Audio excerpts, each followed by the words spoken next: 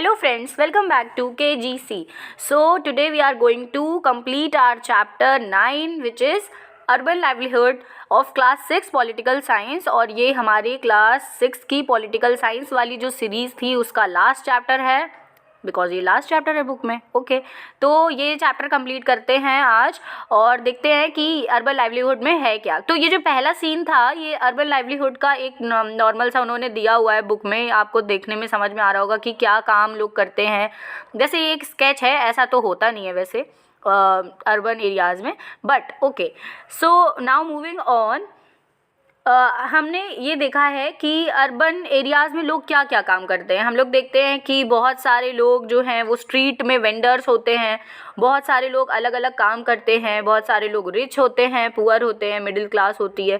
ठीक है, तो यहाँ पे भी 3 क्लासेस में सोसाइटी डिवाइडेड है और लोग उसी तरीके से अपना वर्क करते हैं। ठीक है, तो ये अर्बन एरियाज़ का शॉर्ट पूरा एक क्या पढ़ना है हमको वो इसकी स्टोरी है।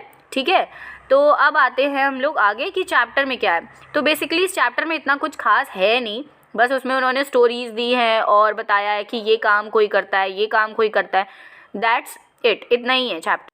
सो यहाँ पे एक स्टोरी है, बॉक्स बना हुआ है, वो बच्चू मांझी करके एक कोई पर्सन है, उसकी स्टोरी है। वो बिहार के एक विलेज में है और फिर वो वहाँ से आई थिंक शहर आते हैं और वहाँ पे वर्क करते हैं। तो सिटी लाइफ में जो वर्क है ना, जब आप एजुकेटेड नहीं हो, जब लिटरेसी नहीं है, तो वो वर्क क्या होंगे, वो भी वही वर्क होंगे कि हाँ आप स्ट्रीट में वेंडर की तरह वर्क कर रहे हो, कुछ आप किसी चीज़ की दुकान लगा रहे हो, लाइक दैट। ठीक है, तो ये चीज़ है। अब यहाँ पे like Bachchu Manjhi, a large number of people in the city work on the streets in the survey of Ahmedabad that 12% of all the workers in the city were working on the street। तो ये बहुत इंपॉर्टेंट डेटा है कि पूरे अगर देखा जाए तो किसी सिटी में अहमदाबाद का सर्वे हुआ था और वहाँ पे देखा गया है कि 12% जो लोग हैं वो वर्क करते हैं कहाँ पे, स्ट्रीट में। Okay, as a street vendor और समथिंग एल्स, कि वो वेजिटेबल शॉप लगा रहे हैं या कुछ और। ठीक है, तो that is the main thing. They sometimes sell things और रिपेयर देम ऑन और प्रोवाइड अ सर्विस। तो या तो वो कुछ थिंग्स को बेचते हैं लाइक वेजिटेबल्स, फ्रूट्स एक्सेट्रा, या वो किसी चीज़ की रिपेयरिंग करते हैं, या वो कोई सर्विस प्रोवाइड करते हैं लाइक रिक्शा पुलर्स और like that. Okay, they work on their own, वो अपना खुद का काम करते हैं। They are not employed by anyone and therefore have to organise their own work. They have to plan how much to purchase as well as where and how to set up their shops। Their shops are usually temporary structures। Okay, तो जो street areas में, street में जो लगाते हैं vendors होते हैं, उनका टेम्परेरी है, बिकॉज कभी भी कोई भी आके उनको कह देगा कि why are you putting your shop here, तो आप यहाँ से जाइए, आपका यहाँ पे नहीं है कोई काम, यहाँ पे हम लोगों को प्रॉब्लम हो रहा है, रिक्शा पुलिंग में प्रॉब्लम हो रहा है या जो भी है। ठीक है, कभी कभी आपने देखा होगा कि पुलिस भी वहाँ से हटा देती है, तो उन लोगों को ये चीज़ें प्रॉब्लम फेस करनी पड़ती हैं और वो टेम्परेरी होता है, उनकी शॉप्स वो टेम्परेरी हैं। ठीक है, तो उनका कोई रेगुलर नहीं है वैसे कि हाँ वहाँ परमानेंट शॉप है उनकी, वो डेली वहाँ जाएंगे और उनका एक बार उनको मैनेज करना पड़ा और दोबारा नहीं करना पड़ेगा। तो this is the main problem that they face, that they have to manage their shops and their areas regularly and every day. Okay, because उनका कोई परमानेंट तो है नहीं, टेम्परेरी स्ट्रक्चर है, टेम्परेरी शॉप है, तो उनको उस हिसाब से मैनेज करना पड़ता है। Okay, this is the main thing here. अब अगर कोई डाउट है कि वेंडर्स कौन होते हैं, तो vendors sell things that are often prepared at home by their families who purchase, clean, sort and make them ready to sell. Okay, तो वेंडर्स वो लोग हैं जो वो मटेरियल, वो प्रोडक्ट्स को बेचते हैं जो उनकी फैमिली खुद घर पे बनाती है।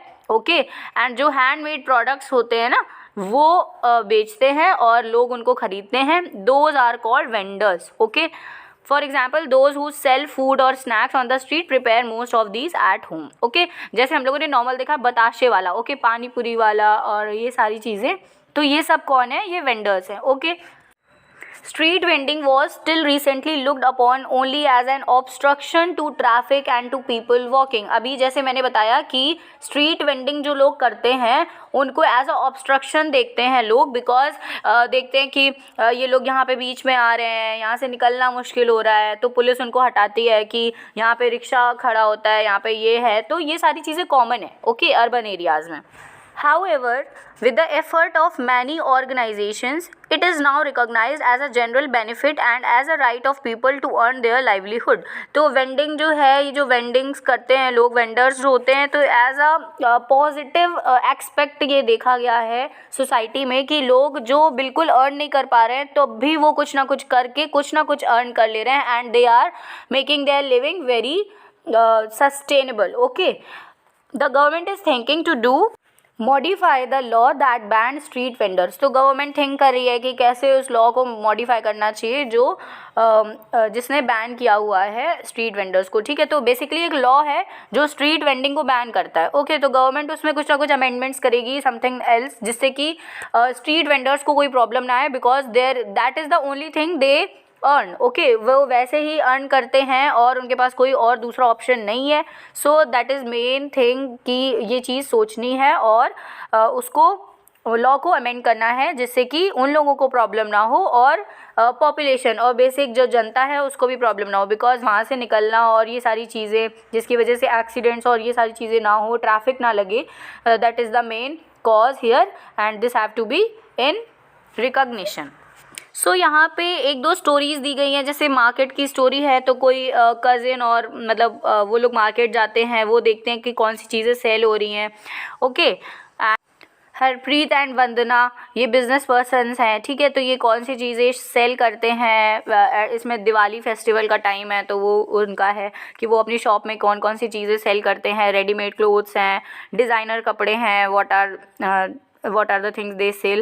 ओके, तो ये सारी चीज़ें हैं, ये स्टोरीज़ दी गई हैं. I am not reading because ये बहुत कॉमन है. आपका observation is necessary for this chapter, बस, और कुछ चाहिए ही नहीं है इस चैप्टर के लिए. सिर्फ ऑब्जर्वेशन जो आप देखते हो अपने अराउंड में, सराउंडिंग्स में, वही है पूरा इस चैप्टर में. ऐसा कुछ खास डेटा नहीं दिया गया है, ऐसा कुछ नहीं है.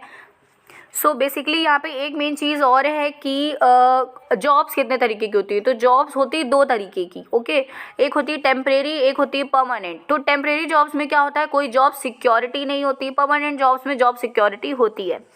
ओके, तो जैसे कि कोई कंस्ट्रक्शन वर्कर है तो उसको क्या होता है कि उसका जो जॉब सिक्योरिटी है वो नहीं है. जब उसकी नीड है तभी उसको वर्क में लगाया जाएगा, वरना कोई उसका काम नहीं है तो फिर उसको क्यों लगाया जाएगा. तो दैट इज़ जॉब सिक्योरिटी. अगर नीड है तो वर्क कर रहे हैं और अगर नीड नहीं है तो वर्क नहीं कर रहे हैं. तो ये होती है जॉब सिक्योरिटी, जो परमानेंट जॉब्स में होती है और जो टेम्प्रेरी जॉब्स हैं उनमें नहीं होती है. ओके, तो कंस्ट्रक्शन वर्कर का जो वर्क है वो क्या जॉब सिक्योरिटी प्रोवाइड करता है? नो. ओके, तो दैट इज़ द रीज़न. और जैसे परमानेंट जॉब्स है, अब परमानेंट में वो प्राइवेट हो सकता है, पब्लिक हो सकता है. तो प्राइवेट जॉब्स में क्या होता है कि जॉब सिक्योरिटी मिलती है बट सैलरी हो सकता है कम हो, वर्कलोड ज़्यादा हो. तो ये सारी चीज़ें हैं. ओके, पब्लिक में क्या होता है कि वर्क तो है बट सैलरी भी अच्छी है, जॉब सिक्योरिटी है.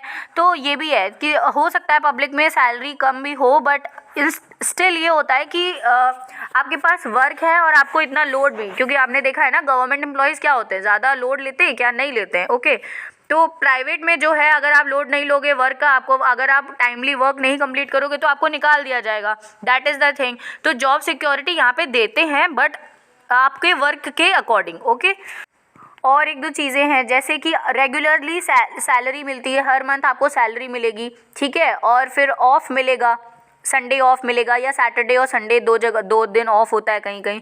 ओके, तो आपको ये चीज़ है कि आपको सैलरी रेगुलर मिलेगी, आपको ऑफ मिलेगा. तो वो परमानेंट वर्कर्स के साथ होता है, whether they are private workers और whether they are public workers. But ये टेम्परेरी वर्कर्स के साथ नहीं होता है. ओके, उनको संडे को भी एम्प्लॉयमेंट करना है, उनको संडे को भी वर्क करना है, वरना उनको पैसे नहीं मिलेंगे क्योंकि उनका डेली वेजेस का भी होता है. ओके, तो ये सारी चीज़ें हैं. उनका कोई परमानेंट वर्क नहीं है तो उनको रेगुलरली वर्क करना पड़ेगा, नो टाइम लिमिट. तो आप यहाँ से समझ सकते हो कि क्या डिफरेंस है पब्लिक प्राइवेट में, यानी परमानेंट में और टेम्परेरी जॉब्स में. ओके, तो this is the main, I think यहाँ पे बस इतना ही है जो आपको पढ़ना. सो ये चैप्टर ख़त्म हो चुका है अब, और इस चैप्टर में कुछ इतना इंपॉर्टेंट था नहीं जितना हम लोगों को रूरल लाइफ में पढ़ना था, because rural life is more important. Okay, क्योंकि हमारा इंडिया में मेन क्या है, रूरल एरियाज़ हैं, और रूरल एरियाज़ में क्या कंस्ट्रक्शन और क्या चीज़ें हैं, क्या डेवलपमेंट होना चाहिए, ये सारी चीज़ें हम लोग पढ़ चुके हैं सारी वीडियोज़ में. और thank you for this session. And ये चैप्टर लास्ट चैप्टर था पॉलिटिकल साइंस का जो हम लोगों का कंप्लीट हो चुका है. और अब हम लोग क्या करेंगे, अब हम लोग नेक्स्ट बुक में जाएंगे और जल्दी जल्दी से क्लास 6 की पूरी सोशल साइंस यानी पूरा जीएस कंप्लीट करेंगे और फिर नेक्स्ट क्लास में जाएंगे। ओके, सो प्लीज़ यार लाइक शेयर सब्सक्राइब करिए, चैनल को सब्सक्राइब करो और कमेंट करके बताओ कि क्या कोई डाउट है या क्या नहीं समझ आया आप लोगों को और क्या आप और एक्सपेक्ट करते हो विद दिस वीडियोज़। ओके, और प्लीज़ कमेंट करो और प्लीज़ सब्सक्राइब करो यार।